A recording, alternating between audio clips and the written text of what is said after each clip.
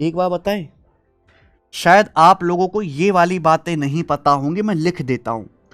अगर हम मल्टीप्लाई में कर रहे हैं किसी संख्या का अंडर रूट, अगर हम मल्टीप्लाई में कर रहे हैं, आप एक्स मान के प्रूफ भी कर सकते हो, पर पेपर में प्रूफ करने का समय थोड़ना होता है किसी के पास।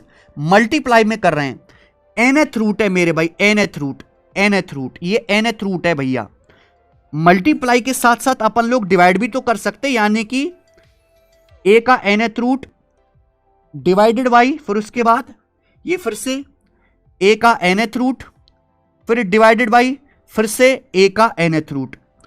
क्या आपको ये दोनों कंसेप्ट पता है भाई? अगर आपके दोनों कंसेप्ट पता ही नहीं है तो फिर आप क्या पढ़ रहे हो? ये दोनों पता होना चाहिए। अगर मल्टीप्लाई में है बच्चों, अगर मल्टीप्लाई में, तो आंसर जो आएगा वो आपको एक कम करके रूट लेना है, संख्या का एक कम करके दोस्तों, ठीक है जी। लेकिन अगर डिवाइड में है तो एक बढ़ा के आपको रूट लेना है, यानी कि a का n+1th रूट आ जाएगा, a का n+1th रूट। ये कंसेप्ट है, ये दोनों कंसेप्ट है।